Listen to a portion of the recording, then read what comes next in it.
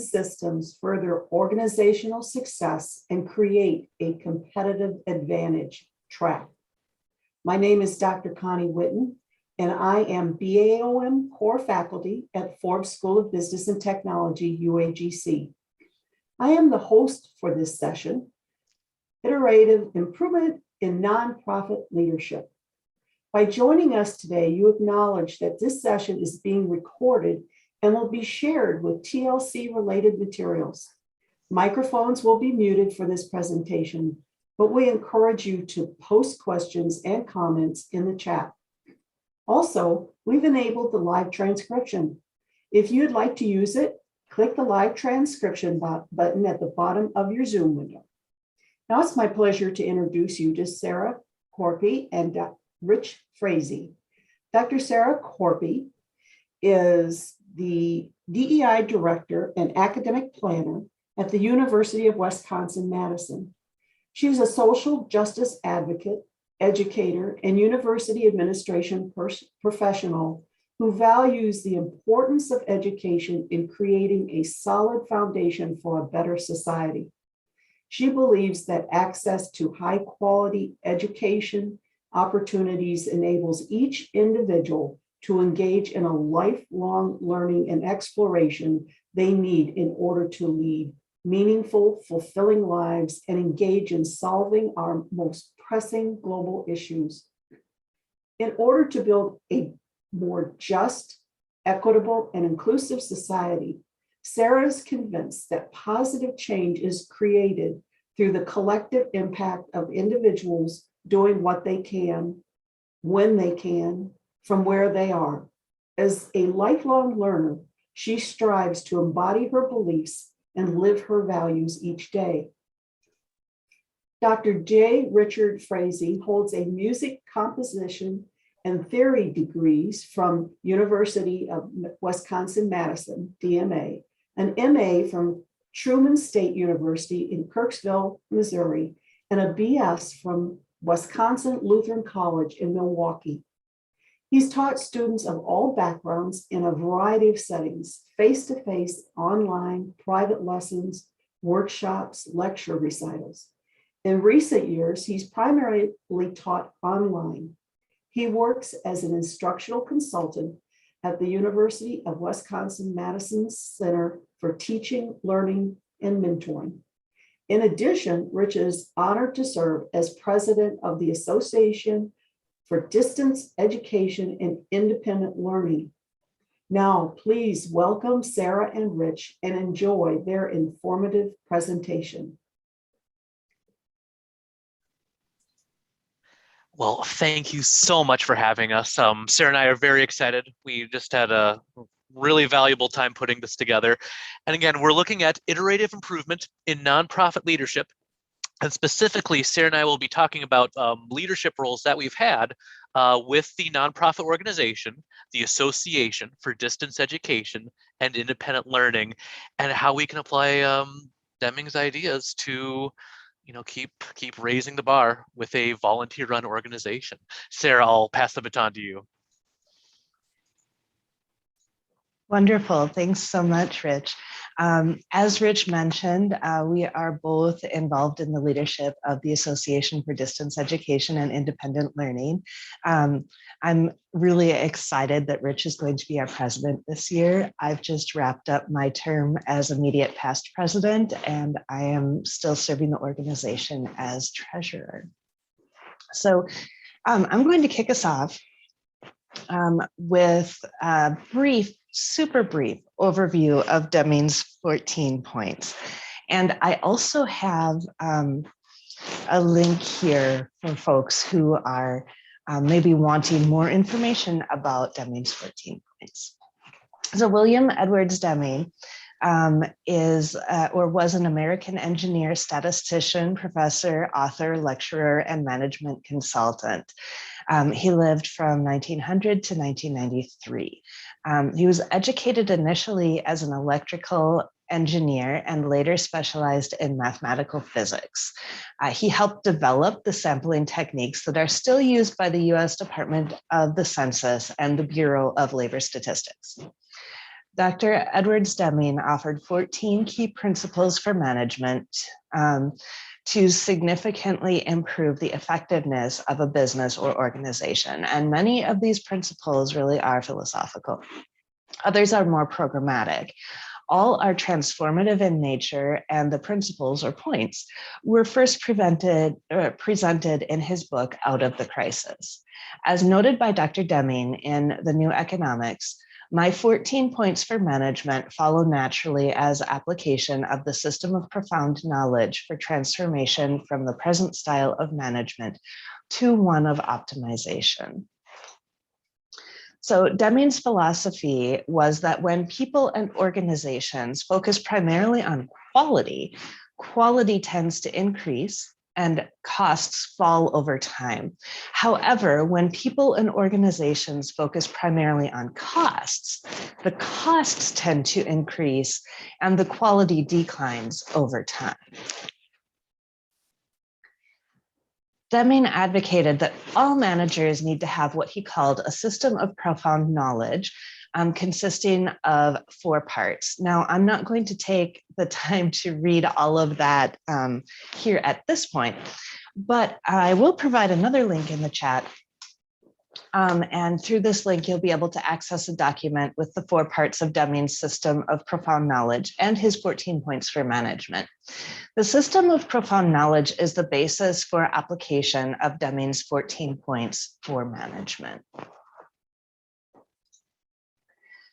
Deming's 14 points are applicable for for-profit business, and we have also found them to be quite applicable to nonprofit organizations as well. The rest of our presentation is really going to highlight how we have used some of these principles or points in our leadership of the Association for Distance Education and Independent Learning, which is a volunteer-run nonprofit professional organization. And I'm going to hand things over to Rich. Thank you, Sarah. So we're going to take a look at a couple of Deming's points and applying Deming's leadership philosophy to nonprofit leadership. If I could have the next slide, please, Sarah. So Deming's very first point is create constancy of purpose. So what is our purpose with ADEAL? The Association for Distance Education and Independent Learning is a professional organization for all those who are engaged in or interested in distance learning. Our goal of the organization, or our aim of the organization, is to provide professional development opportunities as well as opportunities for collegiality and interaction. We try to get people connected. We're a group of people who are passionate about teaching and learning and being creative in what that looks like. Our big event every year is our October annual conference. But we've also branched out with other opportunities where we can have people connect for that collegiality and interaction. We have a YouTube page where ADEAL members can share professional development videos that they've put together, where people can comment on them. Where anybody, again, we're distance education, independent learning, anyone of any time and place can find our old videos and interact with us. We have a LinkedIn group where any time of the year, people can engage with each other. Sometimes they can share things they're excited about. Other times it can be a chance for discussion. The important thing is that these are opportunities for us to connect. That is our goal and our aim and our purpose, to get people to connect. Sarah, if I may please have the next slide. Deming's point number 2, adopt the new philosophy, take on leadership for change. So there has been so much opportunity for change in the 20 months of chaos that has been the COVID pandemic. I mean, just think about all the sheltering in place, all the spin of a dime pivots to remote instruction, regardless of what an institution taught with. For us at the Association for Distance Education and Independent Learning, what do our conferences look like? Our conferences have prior to 2020 had been in person at a physical location. What does that look like? And when you have a group that's focused on distance education, independent learning, online just kind of seemed to fit like a glove. And so, yes, we could lament that loss of that physical space, but we can also take advantage that we are distance learning practitioners. We know the online space. Let's take advantage of this. One story that I'll share about an opportunity for change. It was 2020, and we have a course awards with the deal. And in years past, this has been a meticulous process of judging and combing over a course. And the only people who get to really take that in and really see the course are the judges. So then we had the idea, we had an online conference. We needed to generate content for this. We also had a system that was great with our course awards, but it was very time intensive. And so the thought was, how can we combine these ideas and have something that's less time intensive while generating content? Well, we turned the course awards into a course showcase where we invite faculty and academic staff to showcase their own course rather than a volunteer combing through the entire course. We just let the people who made the course showcase it and highlight what they're really proud of. I'll pass the baton back to Sarah. Great, thanks so much, Rich. I'm going to take us through some of the ways that we applied Demings' people management philosophy to volunteers. So as a nonprofit volunteer-run organization, ADEAL really relies on volunteers and the work of volunteers to execute our conference and the variety of other things that we do throughout the year. So really, as a leader, it is important to set the pace and set the standards, and then open space for volunteers to meet those standards. An example of how we did this with ADEAL was in asking for volunteers to post on ADEAL's social media. We equipped them with what they needed. For example, the date for the post, the content to post, and some suggested verbiage. And then we left space for them to personalize the content and left the post itself up to the volunteers. So they had the direction that they needed and also the invitation to personalize it and make it even better. Making use of just-in-time training is really another key way to engage volunteers. When volunteers are willing to do something, for example, serve on the board of directors for ADEAL, the outgoing board member in that position meets with the incoming board member to train them on the job. This exists as well in our committee structure. So, for example, the role of the immediate past president is to coach the president on their role throughout the year. And one thing that I did when I stepped into the role as treasurer is I met with the outgoing treasurer just to get a feel for where things were at, what the role was like, any tips or tricks that the outgoing person had that would help me be more effective in the position. Good nonprofit leadership really empowers volunteers to serve. So in addition to board positions, ADEAL has several committees that people can join.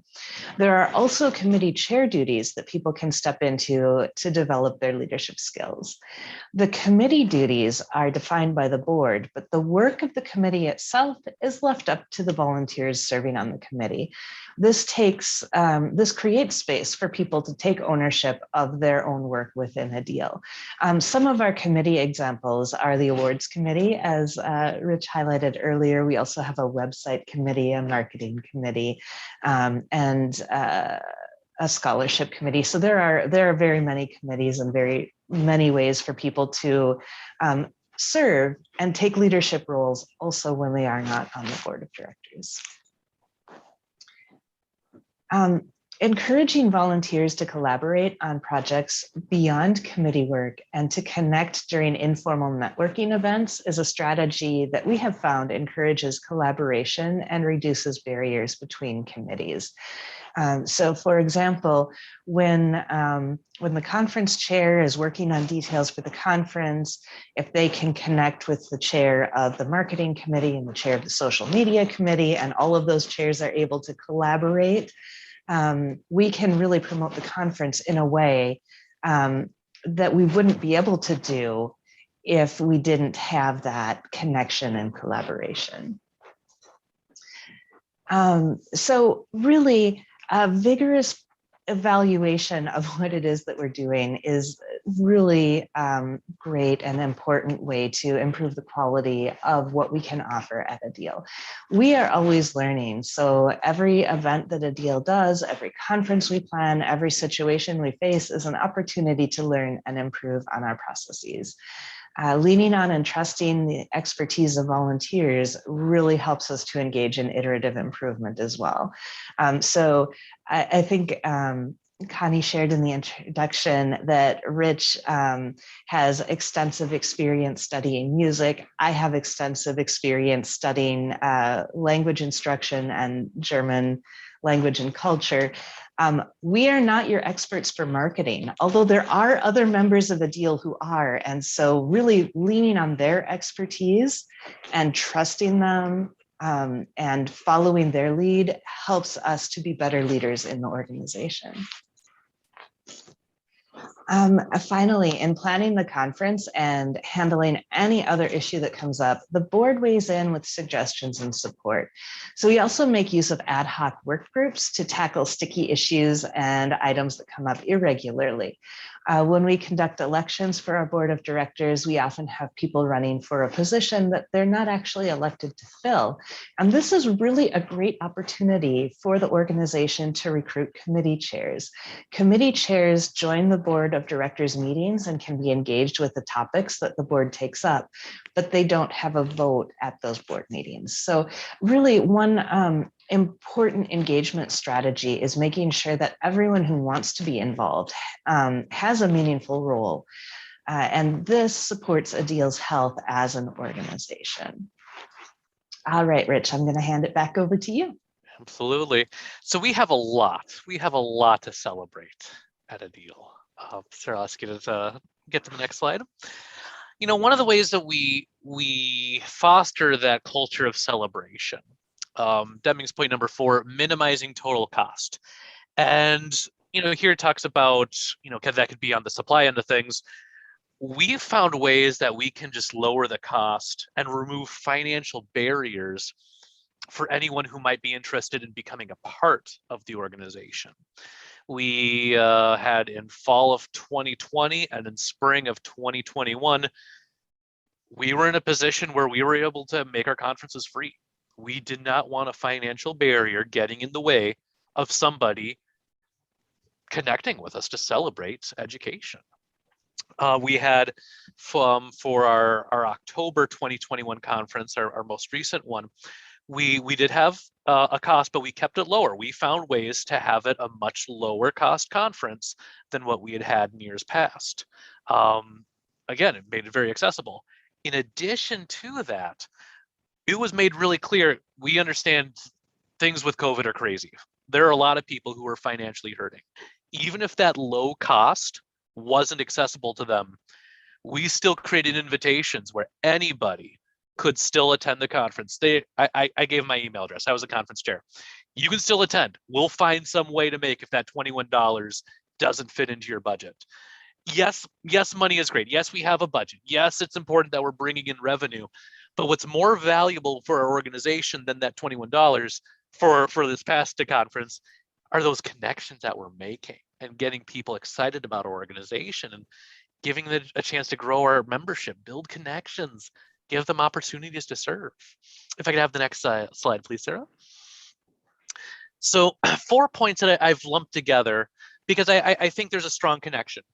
Driving out fear to promote efficiency in work, eliminating targets, eliminating quotas or managed by objectives, or removing barriers, changing from, instead of focusing on sheer numbers or ratings, focusing on quality. And the way that we apply that is, you know, we just want to give opportunities for people to try. Let people try something. As far as driving out fear, let's just see what happens. If it works out, that's great. That's wonderful. And if it doesn't, that's okay. Like, the important thing is that we tried something, we're experimenting, and we're still growing along the way. As I think back to our asynchronous conference, we had, as far as eliminating quotas or targets. And I will say that I had a number I was hoping for presentations. We blew that out of the water, which was amazing. We had lots of submissions for people presenting e-posters for our asynchronous conference. We didn't have as many people maybe necessarily posting on our discussion boards. And yes, I could be, it's tempting to obsess about the numerical goals, about the quotas, about the sheer numbers of what that discussion posts are looking like. At the same point, I can celebrate all the submissions that people were having or were presenting. Even if the numbers in one category aren't exactly what I'm looking for, we still have a lot of connections that we made along the way, and that's amazing. Yes, I can focus on with our live conference that we had in October virtually.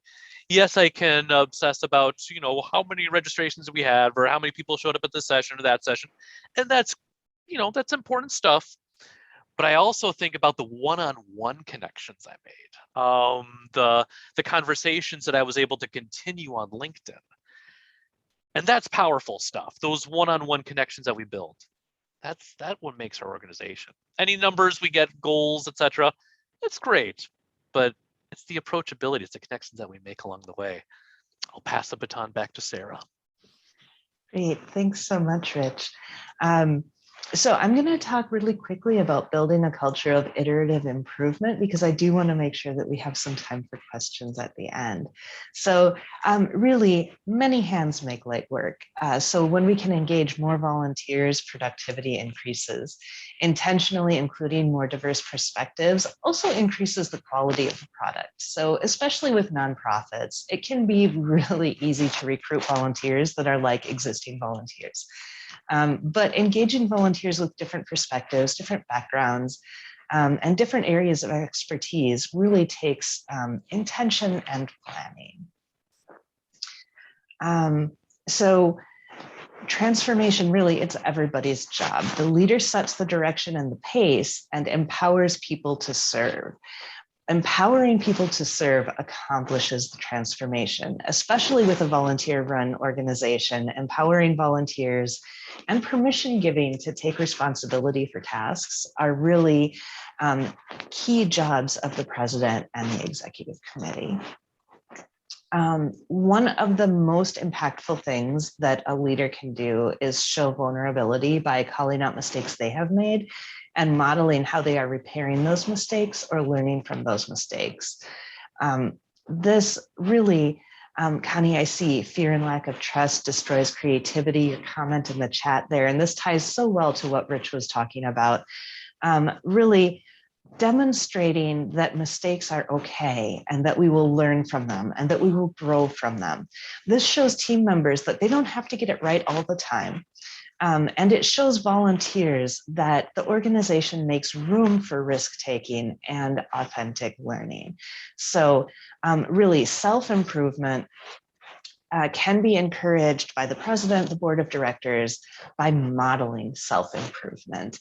And so that modeling is so important, so that volunteers see that this is a good space to really contribute, to take risks, to bring new ideas, to bring creativity forward.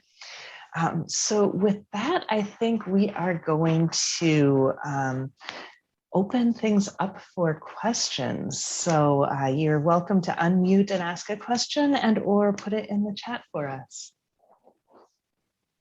Sarah and Rich, this is Bill. I just wanted to tell you, I thought you did a super job and great connections to a deal. I mean, really to a deal and to Deming. And boy, you're really applying those principles. Here's my question. What does the Ideal culture reward and recognize, and how do you reward members?